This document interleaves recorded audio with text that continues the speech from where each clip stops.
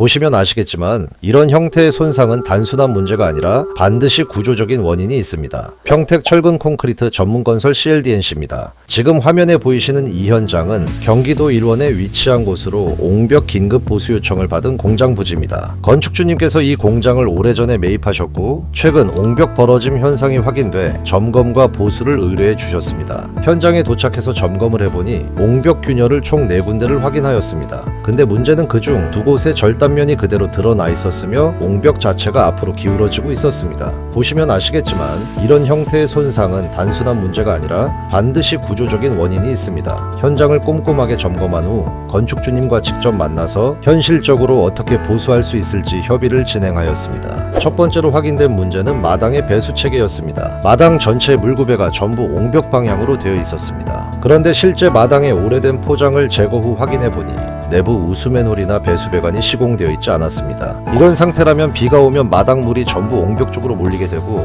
특히 장마철이 되면 그 물이 옹벽 뒤쪽과 균열 틈새로 스며들어서 집안을 계속 약하게 만듭니다. 그러다가 결국 집안이 내려앉으면서 옹벽이 토합을 못 버티고 이렇게 균열이 생긴 것으로 추정됩니다. 정말 안타까운 부분 중 하나는 시공할 때 배수 계획 자체가 없는 구조적인 문제가 있다는 점과 공장을 매입 당시에는 건축주님께서는 이런 사실을 아실 수 없었다는 점입니다. 두 번째 문제입니다.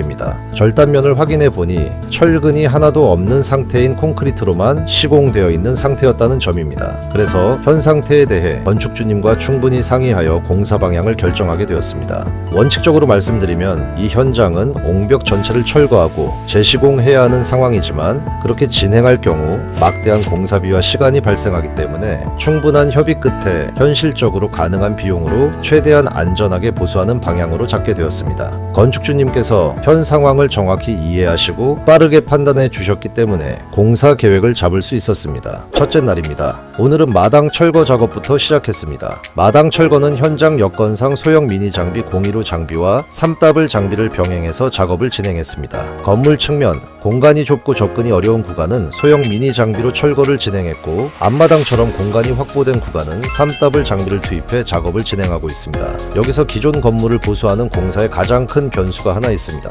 땅 속에 어떤 지작물이 매설되어 있는지 전혀 알 수 없다는 점입니다. 그래서 이번 현장은 각 장비마다 작업자 1명씩을 반드시 배치해서 천천히 신호를 주고받으며 조심스럽게 철거를 진행하였습니다. 그런데 철거를 진행하던 중 또 하나의 놀라운 사실을 발견하게 됩니다. 기존 마당 레미콘을 확인해 보니 와이어 메쉬조차 없는 묵은 레미콘 포장 상태였습니다. 그래서 내부 철거 작업은 속도를 최대한 줄이고 무조건 안전 위주로 진행해달라고 현장에 다시 한번 당부를 드렸습니다. 동시에 외부 옹벽 철거를 대비해 시스템 발판 설치 작업을 먼저 진행했습니다. 옹벽 철거는 무작정 깨는 방식이 아니라 기존 옹벽에 이미 금이가 있는 지점들을 먼저 찾아 그 구간을 기준으로 커팅 작업부터 진행하는 순서로 작업을 시작했습니다. 전면부 옹벽은 솔직히 다를 거라고 생각했습니다. 높이가 3m 이상 되는 옹벽이었기 때문에 필요한 연장을 전부 준비하고 만반의 준비를 마친 상태로 철거에 들어갔습니다. 그런데 상황은 예상과 전혀 달랐습니다. 미니 015 장비에 장착된 뿌레카, 즉 건설 현장에서 콘크리트나 아스팔트처럼 단단한 물질을 파쇄하는 유압식 작업 장치인 브레이커를 이용해 두세 방 퉁퉁 치는 순간 전면부 옹벽이 너무 쉽게 깨지면서 커팅면까지 깔끔하게 나가는 상황이었습니다. 전면부 옹벽 또한 안전하지 않은 상황으로 철근이 없이 시공되어 있었다는 점입니다. 이 현장은 겉으로 보이는 것보다 훨씬 더 위험한 상태로 건축주님의 빠른 판단이 다행스럽게 느껴졌습니다. 먼저 기존 옹벽의 절단면을 핸드 브레카 즉 파쇄기로 깨끗하게 정리한 후 아래로 약 1.2m 정도 내려가자 드디어 10mm 철근이 일부 보이기 시작했습니다. 그 지점을 기준으로 주변에 구멍을 뚫어 철근을 보강하는 방향으로 작업을 진행하게 되었습니다. 바닥 구조는 기존 바닥을 기준으로 전면 2m 폭을 잡고 16mm 철근을 새로 깔아 기초를 형성했습니다. 그리고 기존 옹벽선을 따라 구멍을 뚫어 철근을 정착시킨 뒤 그 철근을 기준으로 새로운 옹벽 벽체 구조 철근을 세워 전체 구조를 다시 만들어 주었습니다. 오후 늦은 시간에 레미콘 타설을 진행하게 되었습니다. 갑작스러운 영하의 날씨로 일반 레미콘을 사용할 수 없는 상황이었습니다. 그래서 동절 설기용 내한 레미콘을 사용해야 했습니다. 여러 제품 중 영하 10도까지 얼지 않는 제품인 산표 레미콘의 블루콘 윈터를 선택하였습니다. 대부분 겨울철에는 현장에서 공사를 진행하지 않기 때문에 내한 레미콘을 사용할 기회가 많지 않은데 이번 현장은 구조적으로 위험한 상태였고 긴급 보수 공사였기 때문에 최대한 안전하게 시공하기 위해 내한용 레미콘을 선택할 수밖에 없었습니다. 실제로 사용해 본 느낌을 말씀드리면 이 표현이 맞을지는 모르겠지만 일반 레미콘보다 조금 더 걸쭉한 느낌이 있습니다. 슬럼프가 210이다 보니 마치 무수축 콘크리트를 교반해서 타설하는 것처럼 타설만 해도 콘크리트가 스스로 수평을 잡아주는 느낌이었습니다. 만약 12월에서 1월 사이 추운 날씨에 매트 타설이나 기초 타설을 반드시 해야 하는 상황이라면 이 내한용 레미콘을 개인적으로 강력하게 추천드리고 싶습니다. 다만 기본 레미콘 단가를 100이라고 가정하면 내한용 레미콘은 약 140% 수준의 가격이 형성됩니다. 정확한 단가는 현장 조건과 지역, 레미콘 회사마다 다르기 때문에 반드시 각 레미콘 회사에 직접 문의하셔서 확인하시길 권해드립니다. 둘째 날 작업입니다.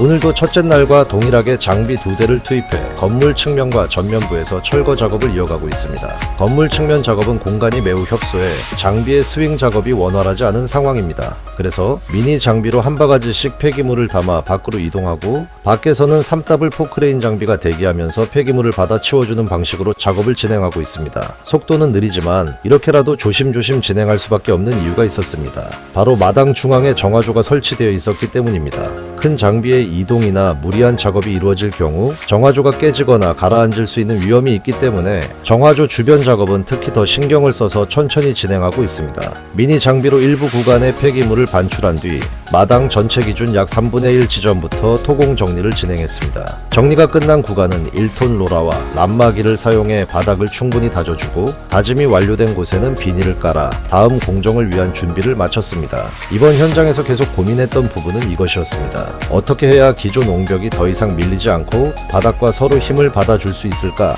그 고민 끝에 내린 결론은 기존 옹벽과 건물 매트의 천공 구멍을 뚫고 앙카를 심은 뒤 철근을 서로 배근해서 용접으로 고정, 그 상태로 마당 레미콘을 타설하는 방식이었습니다.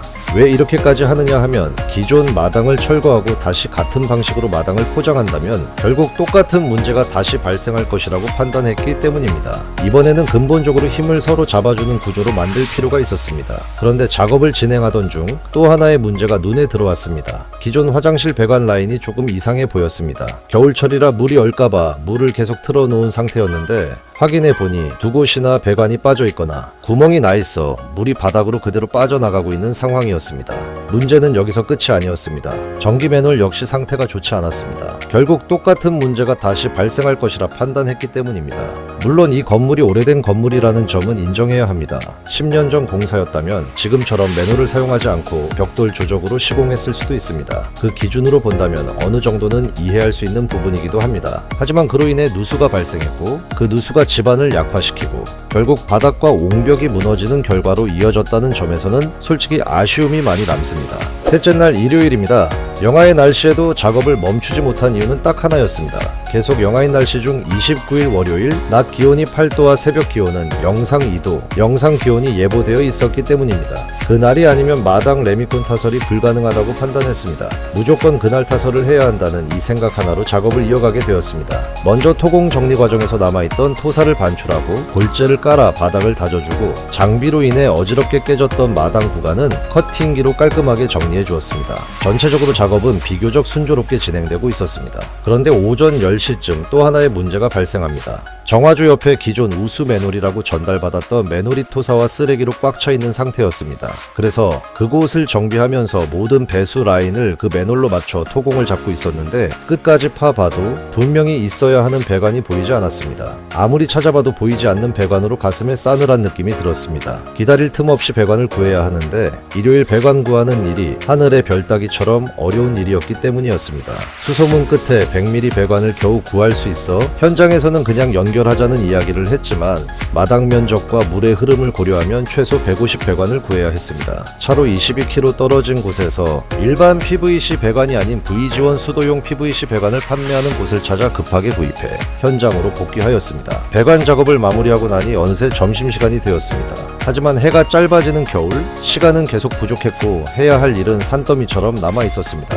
그래서 오후에는 용접 및 철근, 백은 인력을 추가로 투입해 다음날 타설을 위한 작업에 박차를 가했습니다. 앞마당 역시 옹벽 구간에는 앙카를 촘촘히 심어주고 마당 구간도 기존 콘크리트 포장면에 앙카를 시공해 10mm와 16mm 철근을 25cm 간격으로 배근했습니다. 또한 옹벽 구간은 하부 기초 철근뿐만 아니라 상부에서도 마당 철근과 서로 물리도록 배근해 구조물을 한 번 더 잡아주는 방식으로 작업을 진행했습니다. 넷째 날 드디어 마당 타설 날입니다. 새벽과 낮 기온 모두 2도에서 6도 사이로 영상 기온입니다. 동절기 작업 기준으로 보면 가장 이상적인 날씨였습니다. 기존 견적에는 강도 24, 슬럼프 150 조건으로 레미콘을 잡아두었지만 이날의 기온과 현장 작업 속도 그리고 마당 면적을 종합적으로 고려해 레미콘 사양을 강도 30, 슬럼프 150으로 변경해 사용하기로 결정했습니다. 타설에 들어가기 전 전날 마무리하지 못했던 옹벽 보강 구간의 용접 작업을 모두 완료한 뒤 본격적으로 레미콘 타설을 시작했습니다. 현장에서는 가끔 현명한 판단이 필요한 순간이 있습니다.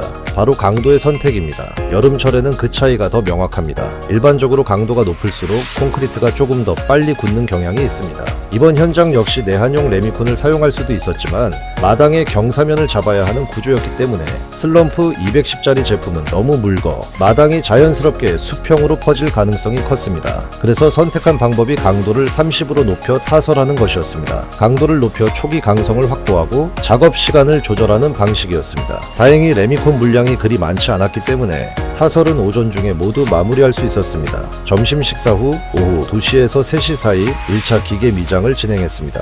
기계 미장을 진행하는 이유는 몇 가지가 있습니다. 첫째, 실금, 미세 크랙을 예방하기 위함이고, 둘째, 콘크리트 표면에 발생하는 유분과 레이턴스 분리 현상을 최소화하기 위해서입니다. 일반 미장만 진행할 경우 옹벽 주변이나 조인 구간 그리고 마당 일부 구간에서 미세한 균열, 즉 짝짝 벌어지는 크랙이 발생하는 경우가 많습니다. 기계 미장은 이런 부분을 어느 정도 보완해 줄 수 있습니다. 다만 기계 미장은 선택사항입니다. 건축주님께서 원하지 않으신다면 진행하지 않으셔도 됩니다. 이번 현장은 전체 구조 안정성과 마감 품질을 고려해 기계 미장을 선택했습니다. 이날은 밤 11시까지 기계 미장을 모두 마무리하고 하루 작업을 종료하게 되었습니다. 다섯째 날입니다. 전날 기계 미장을 완료한 구간에 대해 본격적인 보양 작업을 진행하는 날입니다. 레미콘 타설 현장에서는 흔히 비닐을 깔아주면 된다라고 생각하시는 경우가 많습니다. 하지만 동절기에는 오히려 반대로 작업해야 하는 경우도 있습니다. 콘크리트는 양생 과정에서 수화 반응에 의해 내부 열을 발생시킵니다. 이 상태에서 미장 직후 바로 비닐을 덮어버리면 콘크리트 표면에서 발생한 수증기가 비닐 하부에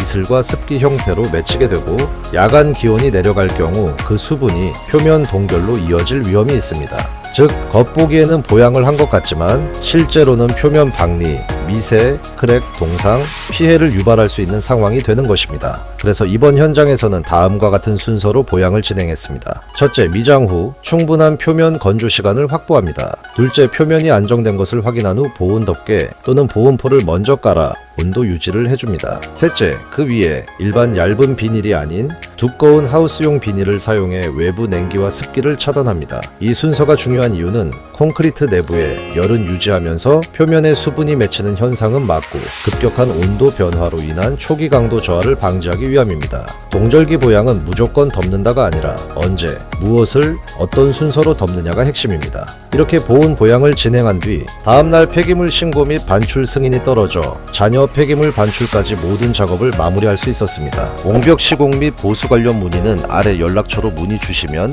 현장 상황에 맞춰 상담해 드리겠습니다.